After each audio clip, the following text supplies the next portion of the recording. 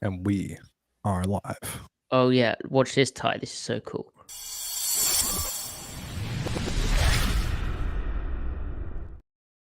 That's right. Yep, we're back. We're back. So, real quick, guys, this is the preamble. This is actually a podcast. It's a Seattle Overload podcast.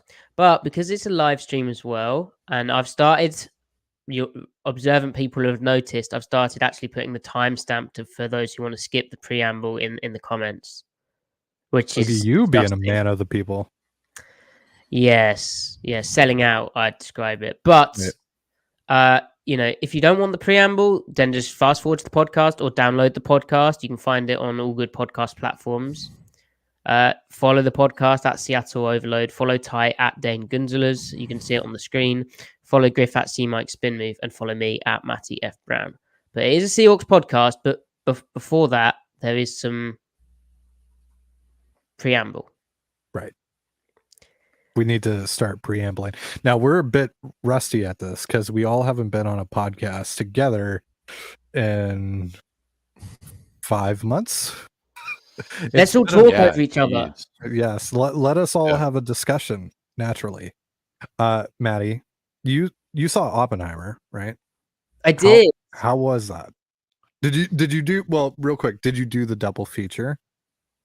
Did you do the... No, and you know what? I wanted to. And Really? my special person in my life did not want to. Wow, really? Yeah. All right, Ty. Don't be like that. Let's not assume based on genders who would like what. I'm not assuming. So you have not seen... I think it's also because she has a job, like, right, and it was a Friday. True. And there's only so many hours a day. That is like a 6-hour thing. A marathon. Yeah, like a 5-hour, 6-hour venture. So epic. Yeah. But yeah, I did see Oppenheimer. Have you guys seen Oppenheimer? I still need to see it. I did not do the double feature. I have seen Barbie though. See, Ty, I almost was in that position, but I got we always see what I see, so maybe we could see Oppenheimer. I don't know if you're sure. Was Barbie good? It's funny. It's funny. It's good. I like it. Good jokes. Yeah, I'm looking forward to Barbie. Good time. Yeah. It feels very like early 2000s. You know, like I equate it to this is a really bad comp, but I equate it to like the Cat in the Hat, like Mike Myers movie, but it's like way better than that. But still, it's very like quirky and just surrealistic and I was gonna say it's meant to be surreal, right? Yeah. It's that it was fun. It was fun. That sounds quite good. Yeah. And like not basic, like actually. I mean, the director's good, right? Yeah. It's intelligent. Awesome. It's an intelligent film, right? Like it is a lot of subtext to it, right? It is. I mean, it's they also kind of just put it right in your face too. Like they don't really like it's I was actually kind of surprised with that, honestly, with how like straight up they are with a lot of the stuff in it. So I really liked it. Ryan Gosling is incredible in that movie. As an acting performance or as a on the eye? Well, yeah, but also acting wise, for sure. No, he's really good at it. There's some fun cameos. And sorry, and Ryan Gosling, I believe he plays the character called Ken. Is that right? He does play the character called Ken. There are also several other actors who play a character named Ken. No, that's a bit of a spoiler, Ty. Well, sorry, you hadn't told me that one.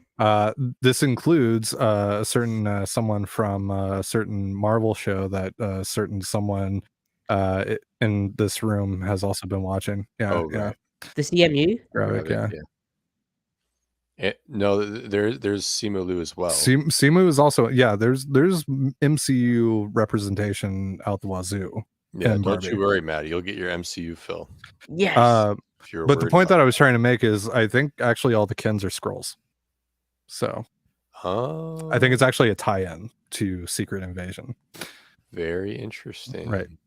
We are on YouTube after all, so I wanted to get out my Secret Invasion the one where... No, actually, don't worry. No, I got it wrong. I got it wrong. Yeah. All right, Maddie, how was Oppenheimer? Yeah, it was good. Yeah. You know me, I like my history. There was some stuff I mean, I didn't really think to read up on Oppenheimer. I'll probably buy the book, because it's based on a book. Yeah. Yeah. And Christopher Nolan's great, right? Like I don't think I've seen a Christopher Nolan film that I didn't like. I know some people aren't really fans of like Tenet, and that was difficult because the sound mixing was completely wrong. Like watching it at home, I couldn't tell the very important plot point, which was explaining the whole film. So I was very confused, and then I went back and put the subtitles on. I was like, oh. Now I can hear over the music or read over the music. But yeah, Oppenheimer was very good, and he's so good at interlacing different points of the narrative at the same time. And he used that during the Oppenheimer thing to make it fast moving, even though you're kind of going over stuff which would be easy to make boring. But he kind of interlaced that in a really clever way and made it entertaining as hell. And all of the supporting actors in that were fantastic as well. Like Jason Bourne, Iron Man. Right. Yeah, they were all excellent in there as well. Iron Man should have probably helped with the nuke part of it, but right. I mean, in Avengers 1, he quite literally takes a nuke into outer I have deep knowledge of that. So but I mean, it was a fantastic film. One thing I thought though is they should have at the end, they should have had a poignant bit where they were like, this is actually how many people died, and nukes are bad. Right. But it wasn't just about the nuclear bomb. In fact, the nuclear bomb almost was slightly secondary. Well, that was a kind of bomb, but also, why would they show it over Japan? They wouldn't, and it was just showing it from Oppenheimer's perspective. But you didn't see that part either. Not that I really wanted to, but I kind of thought they would show it, and they didn't. Isn't there some subtext to that though, that they weren't thinking about it? It was the lack of absolutely, and his isolation from the incident. Like he's just in a little hut, listening to it on the radio. Yeah. Or even I think his secretary told him, what? And no, good film, and very interesting sort of politicking. And were you disturbed by it, like in the way that you think the director meant for you to be? Yes. Is it that? But I think some people were. Oh, really? Yeah, and also I started laughing at certain parts, like Albert Einstein's appearances were increasingly bizarre. But they did the ending was very good as well, I would say. So, all right. Although I kind of ruined it because I was like, "Oh," and then I'll probably go see it at this weekend. Yeah, me too. Yeah, I'm excited for it. Sounds good. I'd give it a 5 out of 7.5. Okay, sure. Yeah. Interesting measurement. Yeah. By the way, you mentioned weird audio mixing with Tenet. Did either of you see Spider-Verse, the new Spider-Verse? Yeah. That was a little difficult at times. Was the audio messed up in your theater too? Yeah, a little bit. Yeah, because during the beginning scene where Gwen's playing the drums and all that stuff, and she's doing the going hard. Yeah, it's so loud. I can't hear what she's saying. Yeah. So I'm excited to see that movie again, when it comes out on digital, because I didn't get half the dialogue in the movie. Yeah, you just kind of had to infer. Yeah. I'm not familiar with children's films. God damn, Maddie. Well, go see it in IMAX downtown. Which theater downtown has the IMAX? Is it Scotiabank? Does Scotiabank have the? Because Jen also lives in Ontario. Right. There you go. That's so cool what you've got going on there. There we go. You sound very, very sincere when you say that. Yeah. Have you seen this? Yes, I did. And honestly, I made the same observation because you've got some. It's definitely that second two. It's a lazy two. I'll admit it. Mm-hmm. I hadn't had my cup of tea, so Right. I was a bit tired. I sort of slid down. Right. Mm. I mean, then the 3 I had my tea, so it's very pronounced. I think it's really unhinged, but it's also very you, right? So I think it's very like representative of you and us and the show.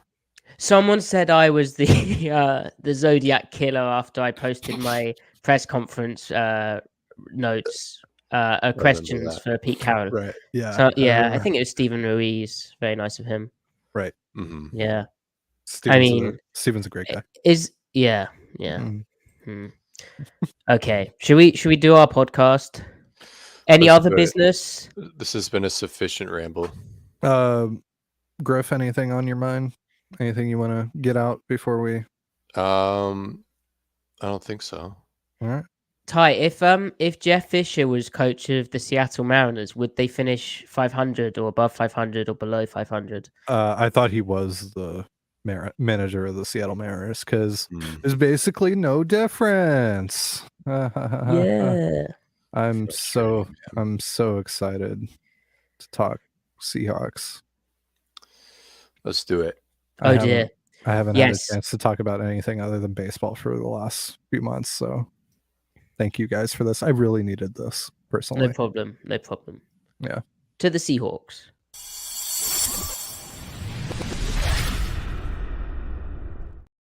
Welcome to the Seattle Overload podcast, where we are launching the 2023 Seahawks season.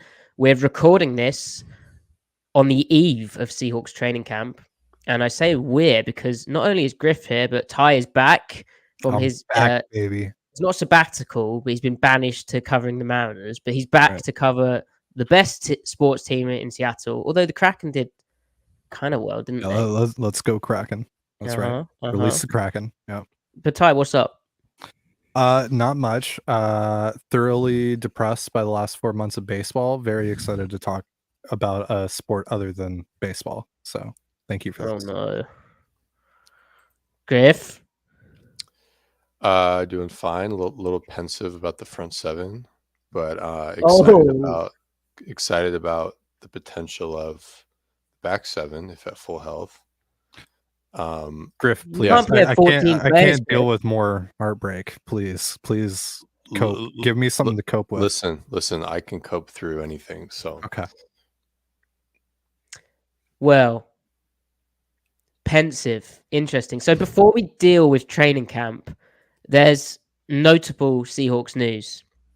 So firstly, they signed second round pick Zach Charbonnet, which was big because they hadn't done that.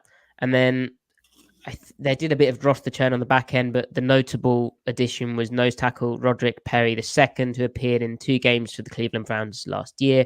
He's a HBCU product and also spent, I think, 1 year at Illinois. So he's played some Power 5 football and is a big guy. He's over 300 pounds. So Griff, that's something to be pensive about with the D-line. But Seattle still hasn't signed first-round pick Devin Witherspoon. I'm sure they will because camp starts tomorrow and they're probably hashing that out. He's a 5th overall selection and some stuff happened with guaranteed money this year, like guys getting more, didn't it? But are either of you concerned about this? Nah, not really. No. Also, they've used him in like promotional stuff, like with the throwbacks, which we're probably also going to talk about on here. So yeah, no, he hasn't been on a quad bike. No. So I'm good. I'm good for now. We'll see. Maybe there's something that gives me pause in the next couple of days. But for now, I'm chilling. Yeah, and it would be kind of wild for him to like take the field without signing the contract. But yeah. Anyway, so what that enabled Seattle. Well, why Seattle was able to do these moves is because Uchenna Nwosu was re-signed. So this was reported by Adam Schefter, a 3-year extension worth up to $59 million that includes $32 million guaranteed. Obviously, that is largely reported via the agent, Drew Rosenhaus.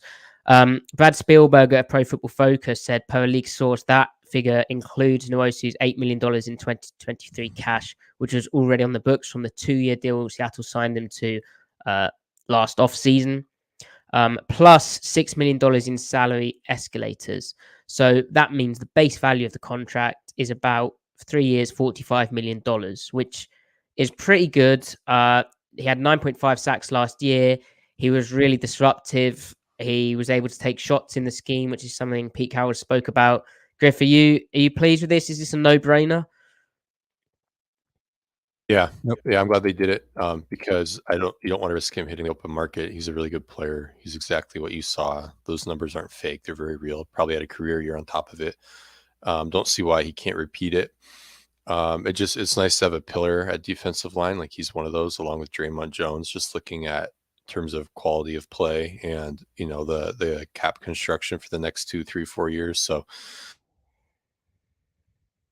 yeah, it's really good to have him locked down, and then that assurance makes it easier to make decisions with Darrell Taylor next offseason.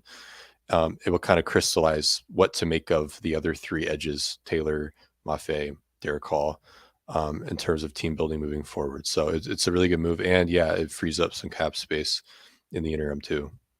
Yeah. Oh, Maddie. Go on, Ty. We're rusty. We're rusty, guys. Give us a break. Give us a break. But no, $15 million a year essentially for a 26-year-old pass rusher is a steal in today's NFL, especially with cap inflation and all that. So getting out ahead of this early, especially in case he does take another step forward this year and entering in free agency next spring, coming off of that, I mean he would be assuredly more expensive than you got him for. So this is a nice deal. You see a guy that's really just on the up, right? Everything is trending up for him. So yeah, trying to get out ahead of it is it's another John Schneider masterclass. Mm-hmm. There we go. And I said it enabled them to sign Charbonnet and Roderick Perry. That's because Seattle had $7 million in cap space, but then the Nwosu extension freed up about $5 million extra. And this is a guy, he's not just a situational pass rusher. He's a genuine edge player on every down, every distance. He played, it was over 70% of the defensive snaps, or 70% or more of the defensive snaps in 15 of his 17 regular season games, which is a lot of snaps, and 80% or more of the snaps in 9 of his 17 games.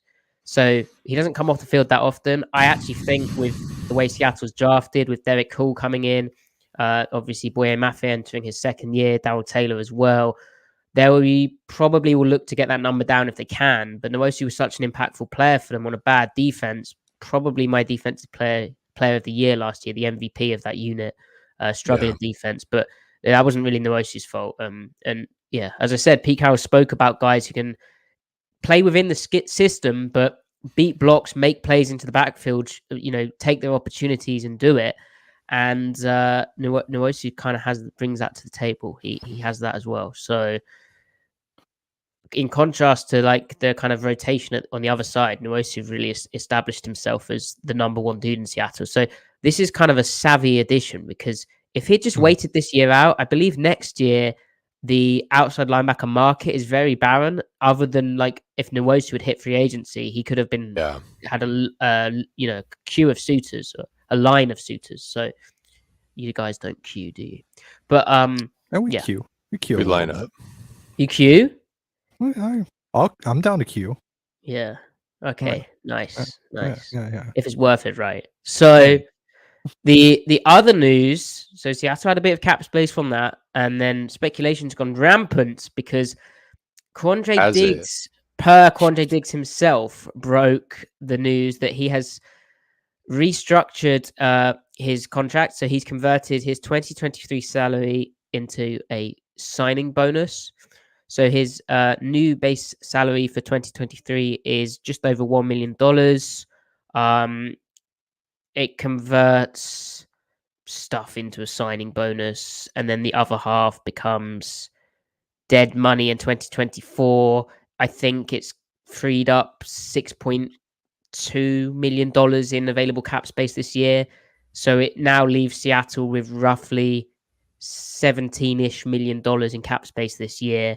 And of course, earlier in the season, they restructured Tyler Lockett. So that with Diggs is about almost $12 million in pushed into the future. So Seattle's restructuring guys to push money into the future, but create cap space this year. Obviously, with Russell Wilson's deal still technically being on the books for this year, they've had to navigate their way around that. But guys, Diggs is obviously a big player on this team and the starting free safety. But why would they do this? Griff, you were feeling pensive. Why would they see Mike's corresponding move? I mean, I think that they're trying to fit in one more veteran under the cap, and they probably. I mean, how much effective cap space do they have to work with right now? Probably 7 or 8 after they take care of, because they have to pay Witherspoon. They probably like to keep a few million for emergency practice squad as well. Yeah, practice squad. So all that kind of adds up. But I think, if they want to go get like Shelby Harris again, bring him back in for like what, 3.5, $4 million, they can do that now. If not him, Akeem Hicks, ideally you could get both.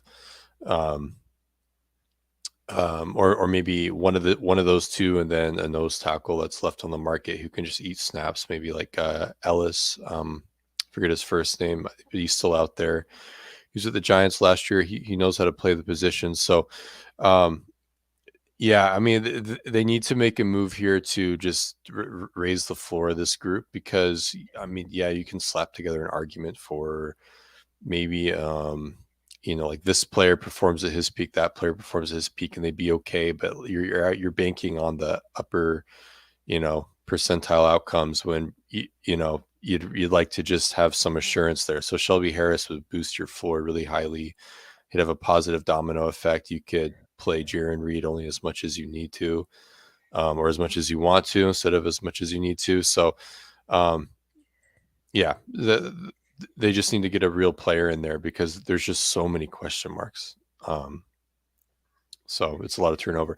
The more exciting thing of, could they be trying to clear space to make room for a big time player if they flip a second, third, or fourth rounder or combination therein, someone like DeForest Buckner? But we'd love that, but I don't see that happening. You don't see the forest through the trees. It would make a lot of sense. It would be my God, that would make a lot of sense. But my God. My God, DeForest Buckner. I mean, there is a rational argument for it. It's just not likely. Rational, huh? Because you have history of stuff like this, Griff. Yeah, and it comes across as very irrational. Me, I just because I like to explore possibilities doesn't mean I'm being irrational. You dabble in rationality. Let's say hypothetically. Mm-hmm. What if the Seattle Seahawks traded for Chris Jones? Ty, you're supposed to be the canary in the coal mine. You're not meant to be doing this. Just I'm just putting that out there. I'm just throwing that out there. I'm just, If we were to go there, though, should we list off some veterans that would be fun? If knowing that they'd have to take on, like $15 million cap. We're just going for it, huh? Yeah, let's just full send it. What's the list of players? All right. Well, Chris Jones, DeForest Buckner, Aaron Donald, Jonathan Allen, John Allen, Johnny. What about would the Colts trade Grover Stewart? No. I feel like he's kind of in the area where it doesn't make sense to move on. Yeah, he's too young, right? Or is he isn't he like 27, 28? Yeah. Yeah. Oh, and you know who I found out when I was looking at this list? I found out that DJ Reader of the Cincinnati Bengals is in the last year of his deal. But again, that doesn't make sense. And honestly, as much fun as trade talk is, I can't see like an obvious guy. Even Buckner, I guess Buckner is the most obvious, right? But we have to think about why would they do that? You have to think about who's tradable contract wise for the team that currently has the player. Like the reason Absolutely. why I say Buckner is one, well, he's good, but then secondly, the Colts can actually get out of that deal. Whereas you take anyone else that is good that is being paid, their contract isn't tradable. Yeah, So we said about Buckner way early, didn't we? Like when we were being degenerates in March, I think you know, as soon as whatever that contract was, it was very clear to everyone that there's an out there if they wanted to take it. Yeah. And I don't know what the Colts are doing with their defense. You know, Buckner's 29. If you're ever gonna, I mean, you're reaching the point where there's diminishing returns on what your return would be for Buckner if you're trying to trade him. But then at the same time, it's a buyer's market right now. So would they view it as even worth it to try to trade him? Because you may only get a 3rd-round pick for him, whereas 3 years ago, a 29-year-old might get a 1st-round pick. You know, right. You know, and he's an elite defensive tackle. I mean, he's as good as you can be without being as good as Chris Jones. And Chris Jones is as good as you can be without being as good as Aaron Donald. Like there's Donald in a tier by himself, Jones in a tier by himself, and then you're getting into Quinnen Williams, Simmons, Buckner, Armstead, you know, whoever you want, Cam Hayward, you know. And then there's a tier below that where you're getting into like Draymond Jones and you know, people. Yeah. But Gus Bradley parting with a 5-tech like Buckner, is that really a thing? Yeah. Who is Shane Steichen? That's what I want to know. Right. Who is he? Yes. As a man. Yeah, so I think Buckner's the most obvious, but even then, Griff, then it's like... It's not like... Yeah. Why? But then why would they do it? Why would they do it? Is it just so they have the potential to do it? Like, and obviously they might want to be a bit more active when cut downs happen, and cut downs are probably going to be carnage because if you're not aware, August 29th, the rules changed. So the NFL is cutting it in one go. So it's 90 into 53. There's no like incremental stages. It's just bang. So I imagine there'll be 1 or 2 names where there's a bit more interest. Did you mention Shelby Harris, Griff? Like that seems, again, it seems rather obvious, but like he seems to just be waiting. I'm sure he's had offers, but he just doesn't want to be part of this.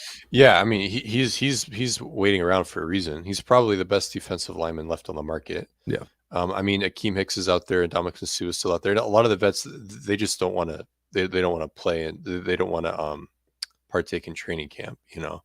Yeah. They just want to sit around till it's time to play for real, which I don't blame them. And I kind of wonder if this is where he wants to be, and they've had conversations, but Seattle's like, you know, we need to kind of wait this out to figure out all this stuff. So, because obviously the Nwosu deal is kind of a big part of it, and the Seahawks don't typically do extensions until around this time. So they probably knew that it was going to be July until, or maybe even August until they were able to do something. So, yeah, but also, you know, why would they do all this stuff? I don't know. Always compete, I guess. Yeah, and when did they trade for Sheldon Richardson? It was like the last week of August. So yeah, I don't think their timetable, they're opposed to making a move at this time of year. They could. When did they make the Jamal trade? It was today. April, wasn't it? No, I think it was. I saw some Jets writer getting very excited because I think it was the 3-year anniversary today or yesterday. Yeah. I wanted to say that it was like around this time, around the start of camp, they're active around training camp and preseason. Yeah. So and they've also made like small deals, right? So maybe there's a guy out there that we're not really thinking of that's just kind of under the radar. Yeah. We were thinking about that too earlier. In the DMs, like who's like a guy that is a decent player, not an all-star, not a Pro Bowl player, but a decent player that they could swing like a 5th-round pick for. But the thing is, like, they'd have to be under contract because teams don't trade away like decent players on a rookie contract. Yeah, you know, and like there is no like middle class at defensive tackle where it makes sense to like the cost benefit isn't there. Either you're on a rookie contract or you're getting paid $15 million a year plus. You know, so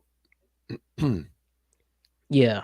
I guess they're active around this period as well, is because it's probably when players start realizing I'm getting phased out here, or you know, a coach tells them you know what, your playing time's going down this year, and then they're just like, or we're not going to re-sign you, and hard conversations start happening, and guys are like, well, I'm getting out of it. This is crap. Yeah. Well, yeah. So to be decided, but I mean, that's someone in the chat's put Christian Wilkins. I looked at that as a name. I'm not sure why that would happen. I mean, Miami's going to pay him.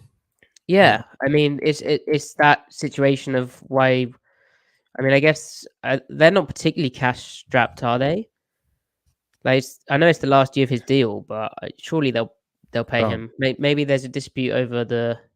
I don't think so, and like, I doubt they're paying Tua. So. Right. So, like, I don't think that they have to get prepared for that. So, yeah, Nathan also mentioned Vita Vea, but like he's under contract through 2026, so that's probably a bit too complicated. And isn't he coming off a serious injury as well? I think so. But didn't he come back and play after that? I can't remember.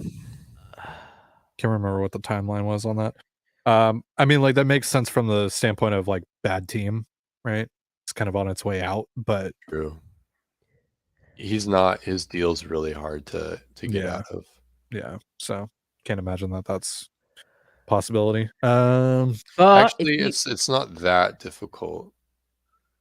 It's not that difficult. I think it's just more like, I don't like the idea, as much as we talk about how they need more help at nose tackle. I don't like the idea of investing that much in nose tackle. Right. You know, you just need to go about it the smart route. They just didn't do that this year. I don't know. So if you work at SeaTac Airport, please do get in touch when you see the person that the Seahawks are trading for, and there you go. Right. Perfect. I just saw Julio Jones at SeaTac. Yeah, what would be the stupidest move they could do with this money? Dalvin Cook, Leonard Fournette. Yeah, that would be quite funny. I mean, just not spending on defense. Well, Drift, Landry. That reminds me as well. I've got another question. Would you say like how much is the most you'd have paid Poona Ford this year? The Seahawks probably not more than like 6. Right. 6 or 7. And like, I imagine they'd have offered him money, right? He signed for 2 years, $12 million with the Bills. Did he? 6. Yeah, so that's about right. Yeah. Oh, okay. Yeah, that makes sense. But they probably offered him like a 1-year deal, and he was like, "Nah," or maybe they probably offered him total bullshit. Yeah. Yeah. And because they didn't really have anything to offer him. I mean, I am so confused by how they spent their money that they had left over after the Love deal and the Draymond deal. Like, it's baffling, honestly. You know, between Reed, Bush, Wagner, it's just such a odd. All of those players are replacement level players. They're going to be looking for every opportunity they can to not play Bobby this year. They're going to hope Bush is just a special teamer. Well, they can hope, but like at a certain point, I mean, they're basically banking on Adams being healthy, aren't they? They're banking on Adams being healthy, yeah. And then Jared. I mean, honestly, also Love and Neal, I think, are pretty much the same equivalent players. Like, I like Love. Love is maybe a little more reliable. No, Love is better. Is he? Okay. Yeah, he is. Yeah. All right. Yeah. I think we kind of overrated Neal. He was a good player, solid starter. 100% think that. He had a. So it's funny, not to go on a tangent, but we talk about all these quote unquote busts with guys like Jamal and Brooks. Neal has like twice as many busts as they do. Oh my god! I can still acknowledge that Neal's a good player with a cool skill set, but like, he has as many assignment errors as the guys that people tend to hate, like, all put together. Like you know, especially about Neal, I don't understand. In Munich, when the Seahawks defense peed down their legs, Neal in the locker room was very, very vocal and accountable and speaking to the media. And I thought he was an impressive locker room presence then. Oh, he was definitely a culture guy. Yeah. And I think in a way that actually had like tangible carryover. But like, why go out of your way to pay Julian Love? What they pay him $6 million when Neil only No, signed Griff. for $1 million? Griff. It's just a weird trade-off, you know. Griff. Love is faster, is more of a nickel kind of skill set. He fits their scheme they're running more. Dude, he's more He's of a a better free blitzer. safety than anything. No, Neil's a better blitzer. Hell nah. Give that to Neil. You gotta give something Well, to him. okay. I think Neil might be a better run blitzer, but Love is a much better passing down weapon. Maybe He I gives missed you more it. of an Maybe. he gives you more of a Diggs Jamal against the pass hybrid, I think. Yeah. Okay.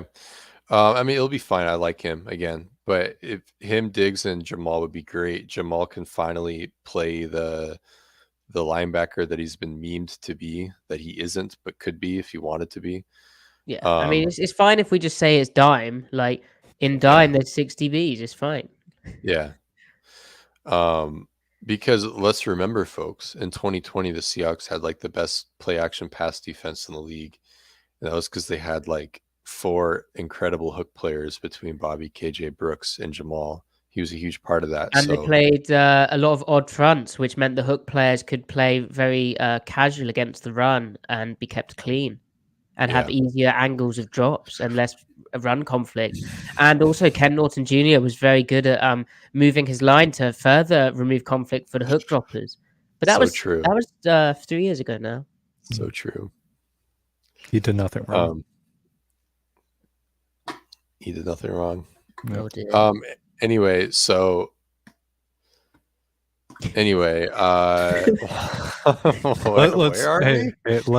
U-turn back. It's okay to move on. Am I right? Call back. Who said back. No? Who said that was true, Maddie? That's wrong. It's not okay to move on. So, the Seahawks released throwback uniforms, and I was nervous. Is that where we're at in the part of the podcast now? We're at the throwback section. We're talking merch, baby. That's right. We're not moving on. We're throwing it back, and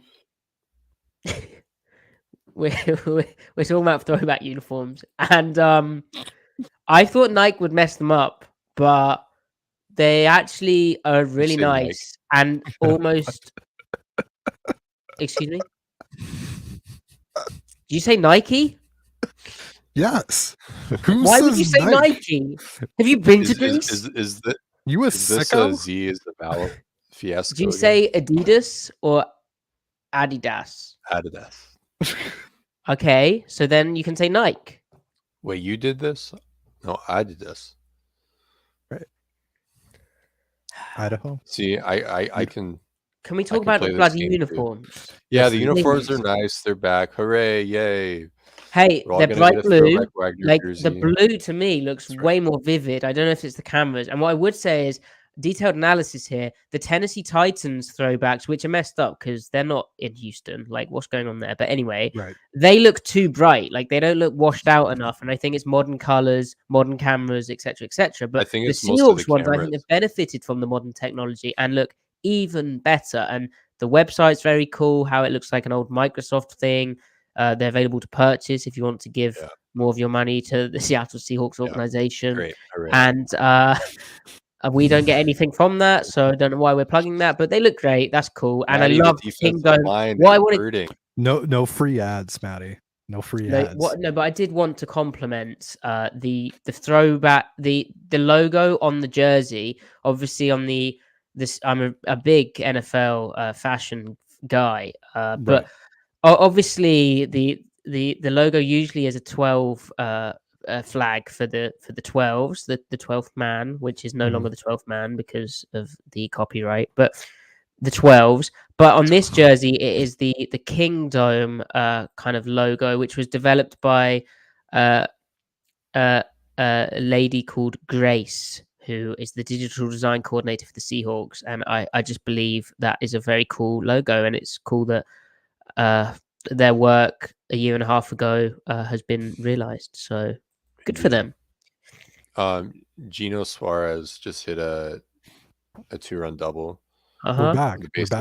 That's great. And talking of Gino, Ty, have you purchased a Gino throwback jersey and given your money to the Seattle Seahawks organization? I have not yet. I'm actually leaning towards a JSN jersey myself, personally. Really? Or Bobby. No, maybe. no, you guys, you got to vote with your dollars. Spend all of your sports merchandiser money on the Mariners, so the owner will actually spend on Shohei Ohtani. Right. We gotta fill the Ohtani fund. Yeah, I have another thing to say about the Seahawks jerseys, Griff. Actually, in the NFL. throwback. It's a cool one. You'll actually be interested in this.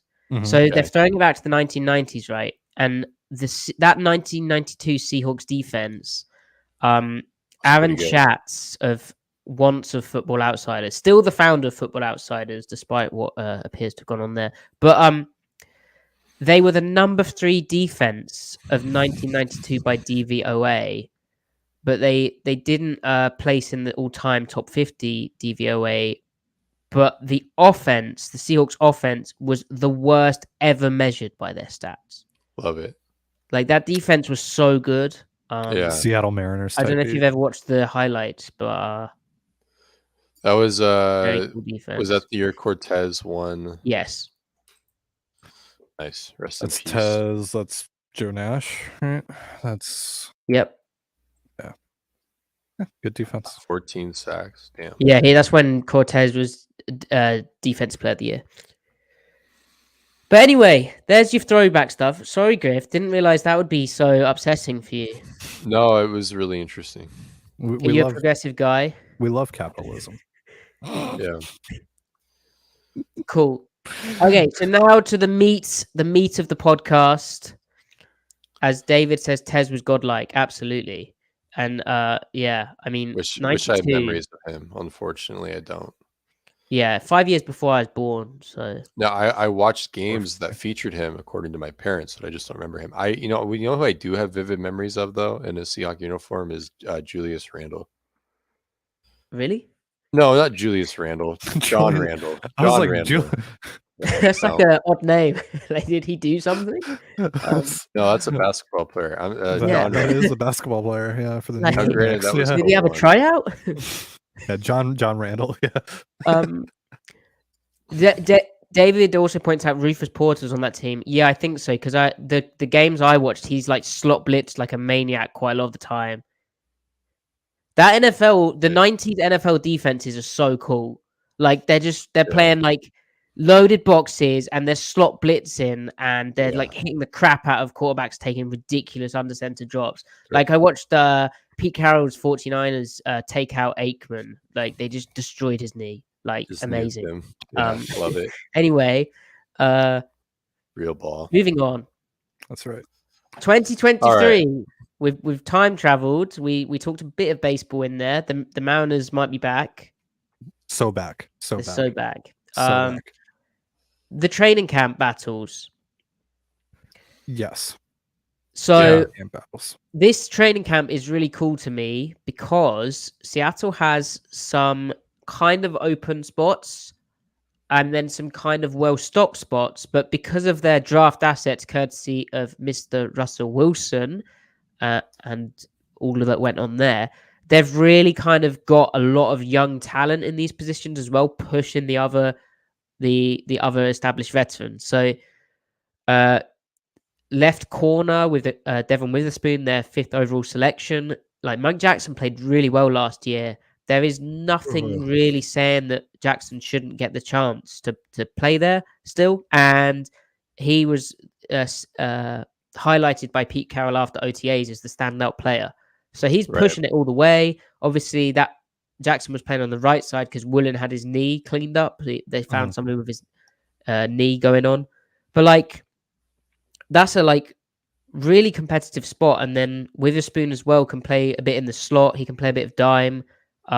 They have a lot of options in the sub packages with Julian Love's skill set. Diggs could even play in the slot. If Adams is healthy, he could play there. Is Kobe Bryant going to come back and get a second shot, given Carroll said he could be one of the best guys there? Yeah. It'll be interesting how that shakes out. Not to get back into like all the trade talk and stuff, but assuming the corners make it through camp healthy and make it to week 1 healthy, could Mike Jackson be one of those guys that maybe helps you get something else that you need? Very possibly. And you know, to further onto that point, like Artie Burns is not old. He's fairly young, and the last football that he played where he was healthy, he's now a year removed from it, but like he was a good football player for Chicago. And he's always been talented. If he's healthy, there's no reason why he couldn't be a contributor and make you feel like Michael Jackson is a little bit expendable. Yeah, because And they want to package him together for whatever. Because from Jackson's perspective as well, he signed a tender. Like, he's getting paid nothing. And if he loses the job to Witherspoon, he's just going to end up in a position where, he has to just sign for cents again next year and prove it to a team. Whereas if he gets traded and he does lose the battle, but he gets traded, then at least he, is going to a team who wants him and might be able to battle earlier and prove it earlier, or even get a starting spot if there's injuries, because he proved him.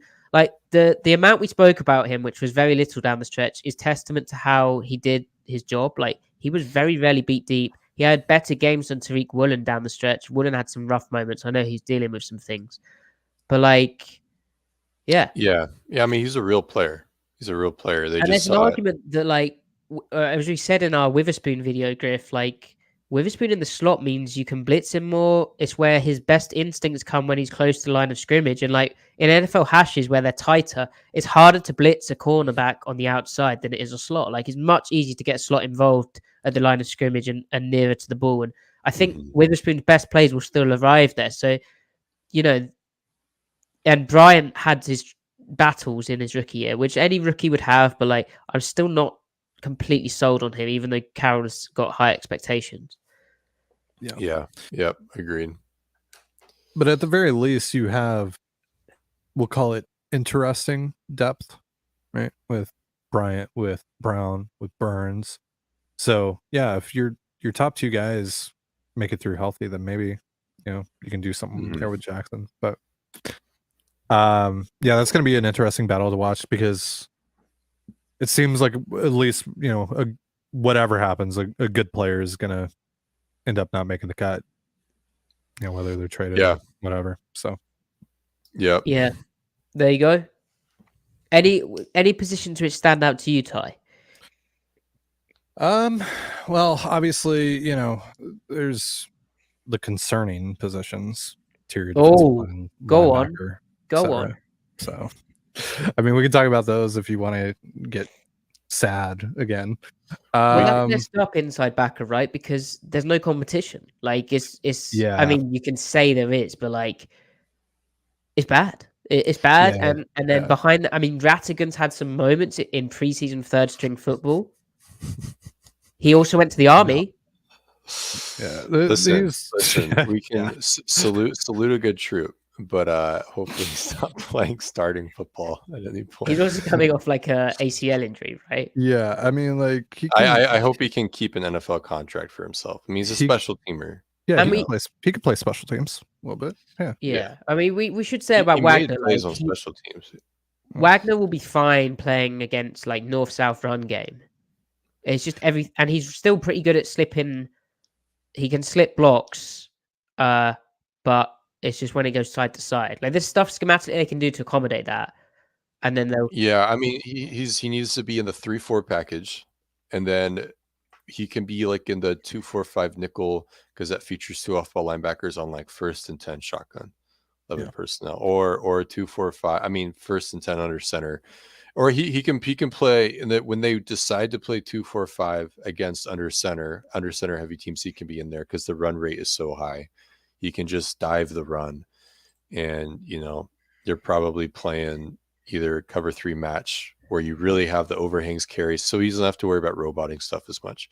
But when you're playing the gun teams, gun 11, and you have to play an even front, he needs to not be on the field. It needs to be Brooks and Adams.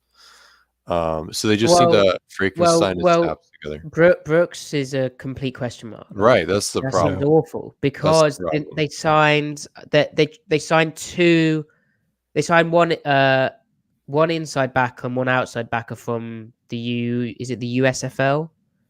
Yeah. Oh, yeah. Basically implying that why did they sign another off-ball guy if Brooks was like, he's probably going to start on PUP.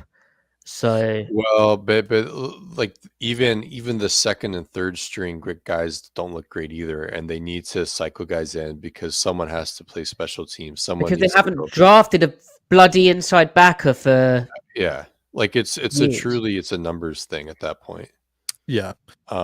Yeah, I mean, like you want guys in there to compete with Vi Jones and all that, so you're not just handing them a roster spot. Yeah, So. and like with Bush, I mean, if they got their hands on him coming out of the draft, he could have been could have been pretty interesting. But the ACL tear, I mean, I think it's hurt. It's changed the direction because he was a maniac at Michigan. Yeah. Remember watching him; he was impressive.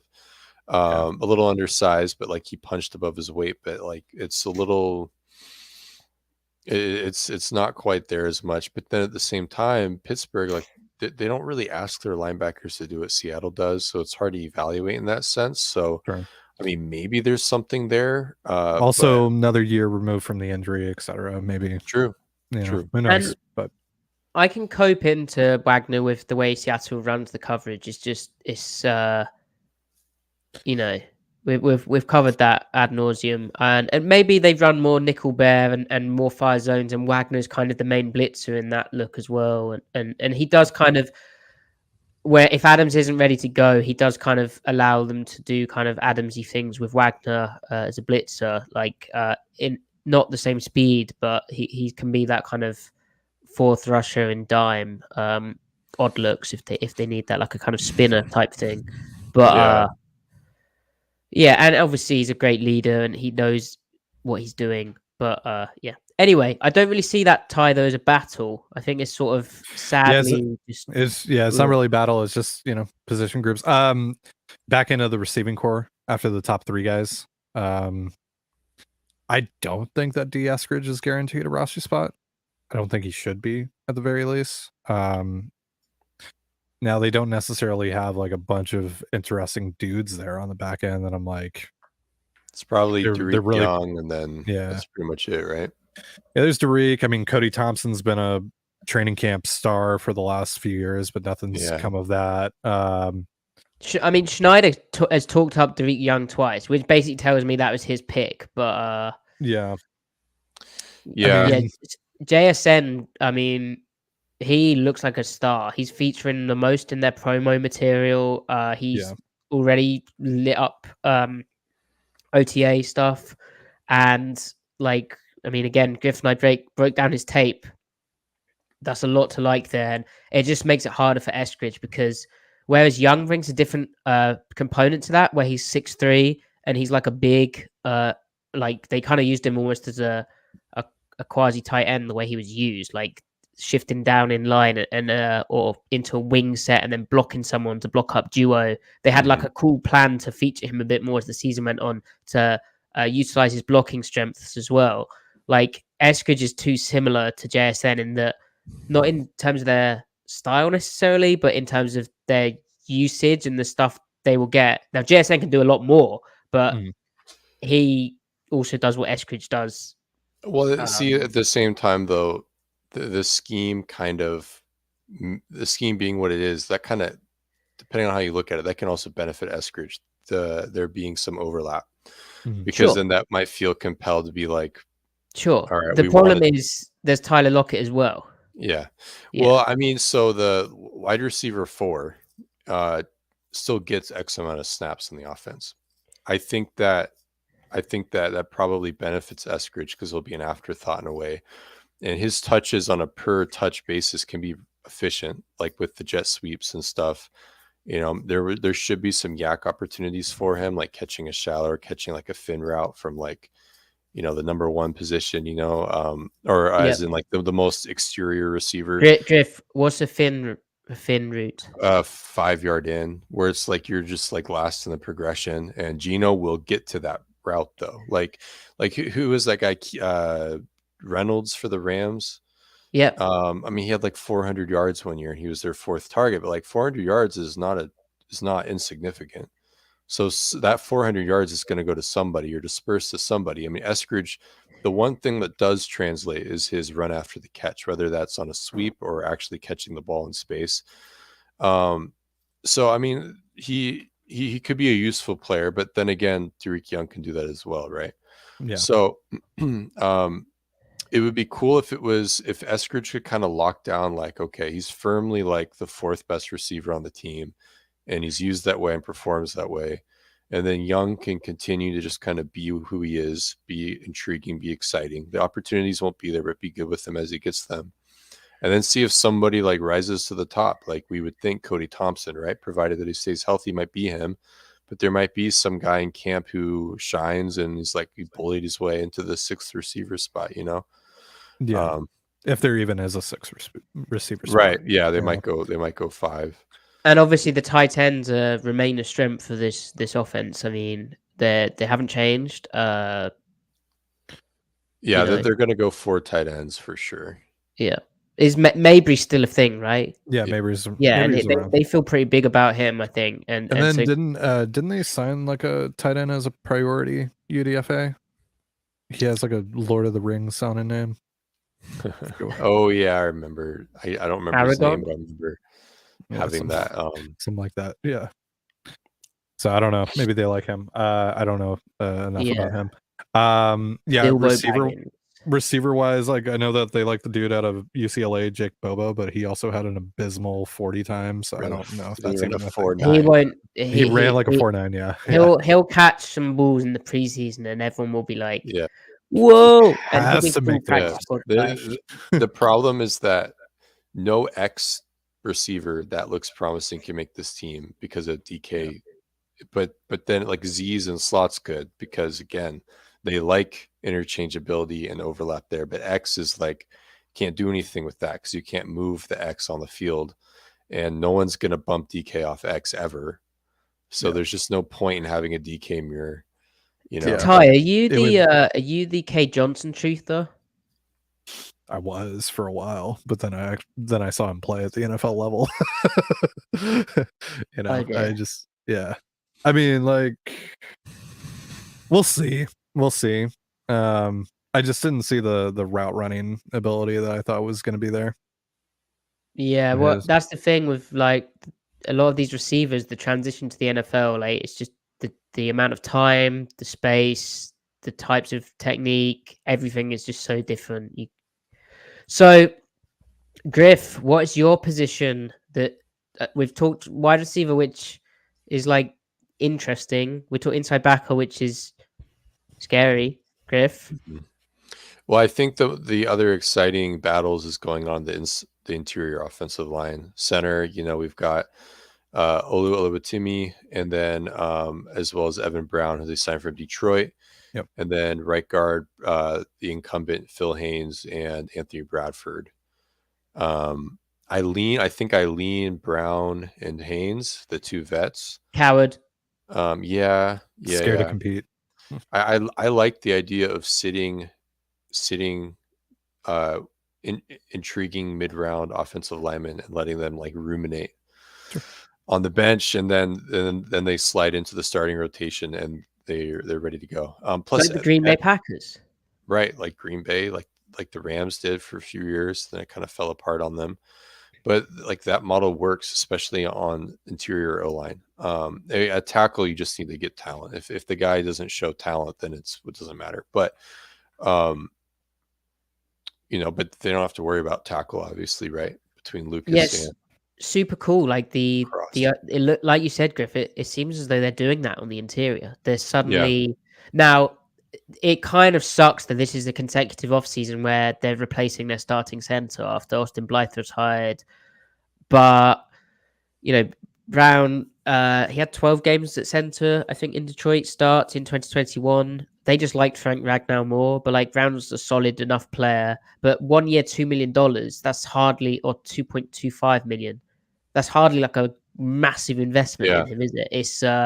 It's very much if Oluwatimi wants to take that job, a 5th round pick, then go for it. And he brings longer arms.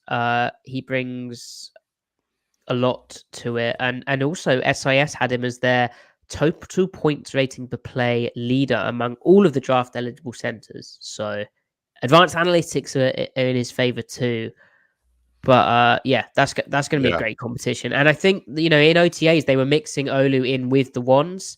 So I think we're going to see preseason games where Olu's with the first team. Now, Gino might not be at quarterback, but I do think he's going to get a shot with the ones. So unless it's already over. But yeah, I'm excited for it. I embrace. Said there's no rush. Yeah, I embrace either. Then at guard, what do you got? What are your guys' thoughts between Haynes and Bradford? I think you got to give Haynes a shot, like at least to start the year. You invested a decent chunk of money into him, and he's shown some decent things in his limited time playing. So, I mean, we'll see how it goes in the preseason. But no, exactly. I overlooked that. He was really solid, and he definitely deserves the position, and they've invested. There's a bit more there. Yeah, with him, he's 27, and he's accrued enough snaps where he should be hitting his peak, whatever that is. Yeah, which is the whole process, right? Like that mid-round pick, you have a little experience. He had a tough injury to start, didn't he? He had a hip thing, but then you have a few snaps in games. He has showed promise. So they prepared him for it with the kind of bit part role with Gabe Jackson, and now it's your time. Like that's the model which we're talking about when we say about these mid-round picks who get developed, nurtured into the starting role. And like you said, Griff, 27, that should be the peak, and very interesting. Whereas Bradford has had 1 year as a starter at LSU. Like I know, like Brandon Thorne really liked Bradford. If you don't know, really Brandon talented. Thorne, you should. Great offensive line analyst, but he's really talented. He's just inexperienced, and there will be NFL growing pains. You'd think like it would be remarkable if there wasn't. So this to me seems like a much more obvious cut and dry thing, not to the fault of Bradford and not massively bigging up Haynes. I think it's just feels a bit more set. Yeah. Well, yeah, and if you're the Seahawks, you know him, you made this commitment to him. Like clearly you have confidence that he can play. So at the very least, start the year with him, and then if you're wrong, then you have a fallback, pretty good fallback option too. At that, so agreed. Ideally, I would like to just have only one rookie start. I don't want both spots being a rookie, because even if a guy wins a camp battle, rookies are still prone to having rookie moments or stretches. There's like no way around that. So I know I'd rather have, because they have such a cool thing brewing. They've got 3 legit guys on the line right now. So it'd be nice if they'd have one vet, or if you're going to have a rookie, let the other guy be the vet. Right, and Griff, like there's a continuity factor as well, isn't there? Because Haynes actually has played in this line. Yeah. He was a part-time starter, so like 4 out of 5 guys returning rather than 3 out of 5. I mean, it's obvious, but I'd be if 3 out of 5 are back and it's 2 rookies in there, either bad injuries happen, and hopefully that does not happen, or these rookies are incredible. So and all right, and then the other variable with regarding the rookie conversation, especially at center, is that Gino can help a rookie center out with pre-snap communication and everything, because Gino handles so much, and the coaches have talked about how he has such command pre-snap, and they trust him to make the checks and stuff that a center could. So if they just like Olu's blocking more than Brown, and they think, well, Gino can handle a good chunk of the communication, then go for it. And then the other thing, like one thing that stood out with Olu is that he was really disciplined on twists and stunts and stuff, staying locked and leveled with his guard, not getting twisted or turned too much. So that's kind of like one of the other main things. Like you can be a good one-on-one blocker, but then totally lose it when it comes to twists. Like that was Ethan Posic's problem. He became a good one-on-one blocker in isolation, but he still had issues on stunts and stuff. So like Olu doesn't have that issue. So I don't know. They can play around. Absolutely. So that's the position I think I'm going to be trying to look at the most. Center, obviously I'll be paying attention to Witherspoon and the receivers, but center's a big one. Now, my other thing is outside linebacker number 2. So on the surface, you'd think Darryl Taylor's a pretty obvious number 2 outside backer, right? He had 9.5 sacks, which is the same as Nwosu, who just got extended.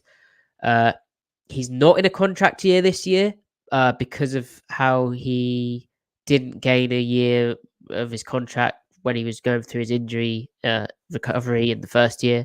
So he's still got 2 years left until he hits payday. But he is not as an obvious a starter, at least, as you might think, because last year they basically replaced him as a starter with Darryl Johnson signed off the street, then a 35-year-old Bruce Irvin, then Boye Mafe eating into those snaps. But like Taylor played less than Taylor played less than 60% or less of the snaps in 11 of his 15 games, and 50% or less of the snaps in 9 of his 15 games. So he didn't play as often as you'd think. He was basically a situational pass rusher where ultimately against run-heavy teams, they barely played him. Like there was a 3-game stretch where he played 31% of the snaps in week 13 at the Rams, 17% of snaps in week 14 versus the Panthers, and 27% of the snaps in week 15 versus the 49ers. Like there's a case where Maffei's improved in his second year. I know we'd be expecting they will be expecting big things from him to put it all together. And then also Derek Hall, he's a guy whose tape was full of very physical edge setting ability and ability to play against the run. So, I mean, Ty, am I being unfair on Taylor here, or is this actually like a sneaky kind of area that Taylor can? Because I think the coaching staff are pissed at him. That's reading in between the lines, but like the fact his playing time just dipped.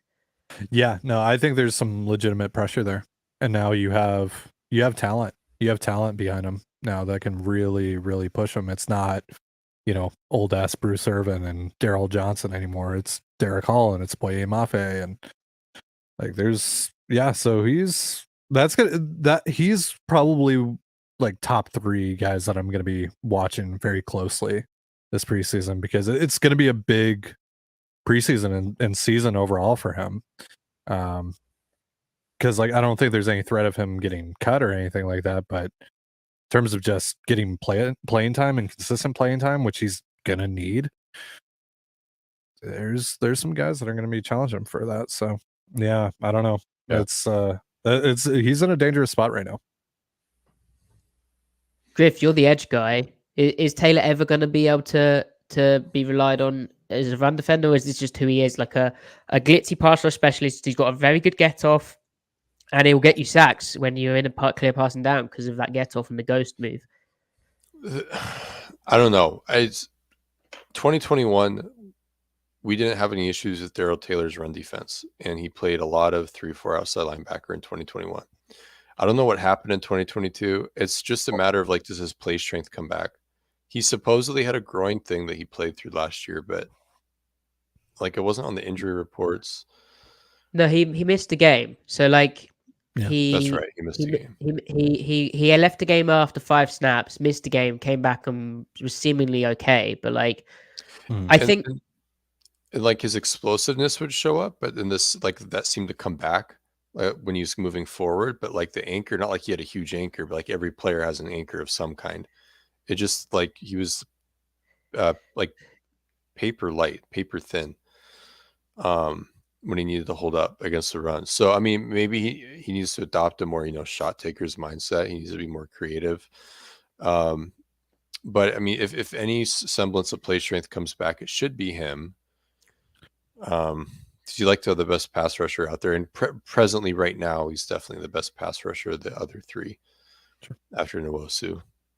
Yeah, but Nwosu's still a guy who, I mean, it's not to discount what he did, but a lot of his best pass rushes came like running games, or you're scheming him up into stuff, whereas Taylor just has that ability to go, and that's rare, and that's why even when he was coming back from a pretty severe broken leg, and there was some oddness with like, didn't they have to redo the surgery or something?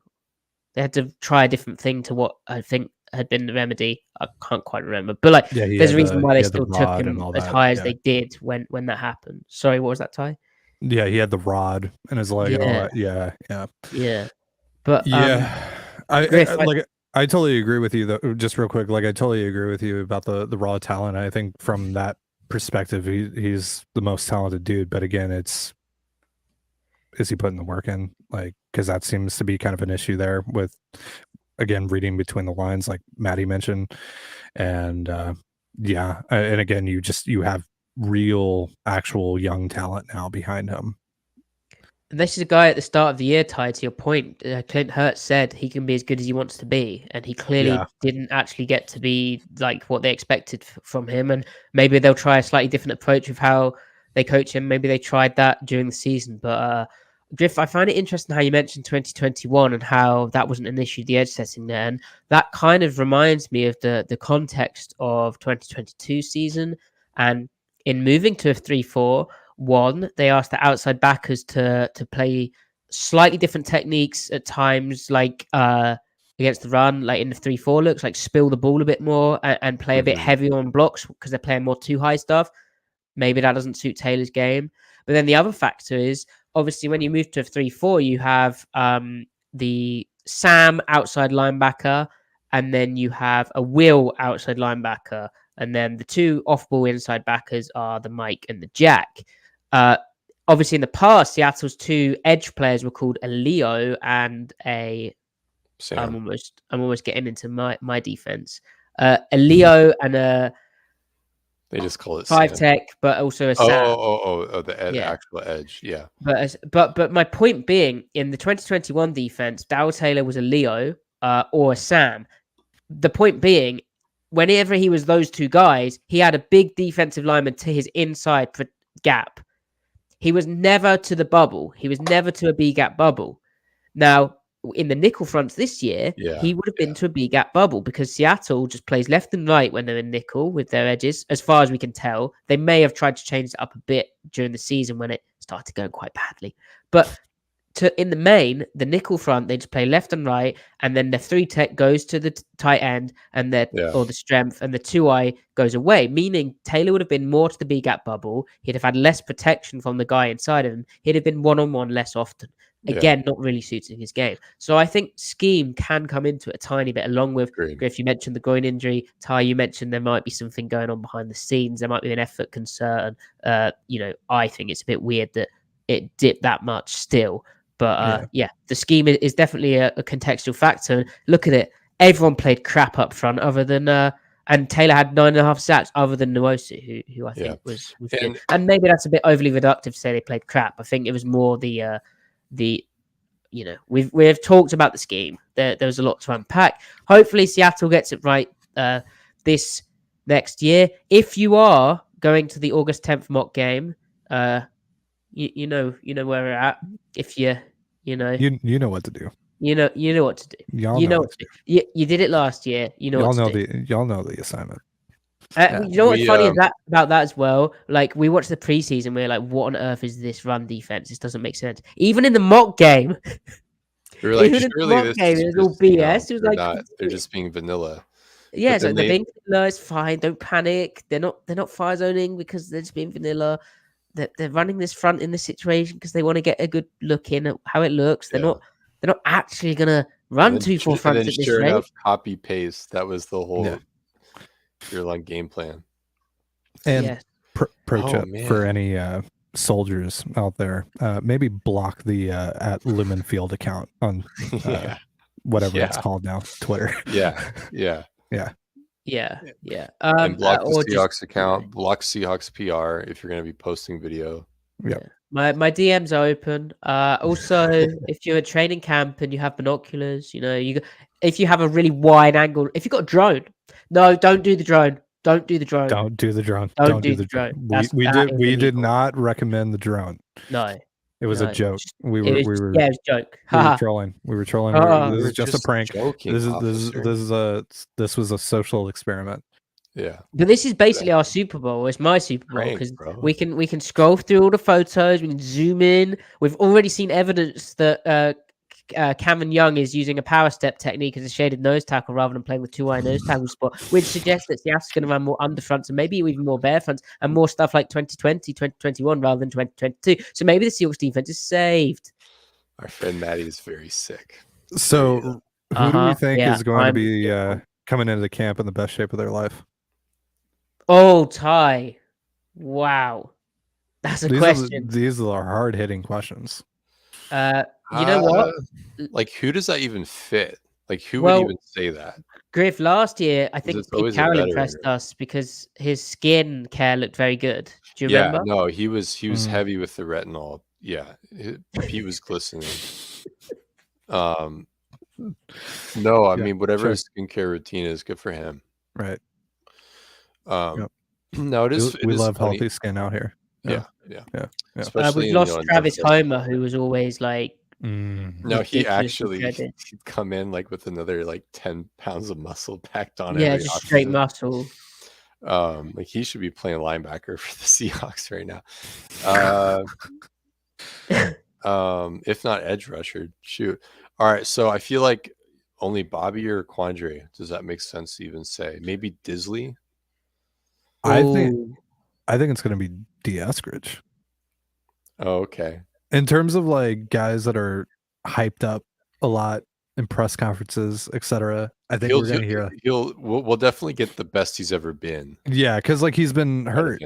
He's been hurt. Like, but it's not a high bar right now. Wasn't he hurt last year too? Like coming into camp? He started off hurt. Yeah, like during like OTAs are saying, "Oh, it looks so impressive," and then he starts camp with a soft tissue injury. He's also the type of player who, like, when it's on air, which is when they show the media like what they're allowed to see, like they're just installing on air.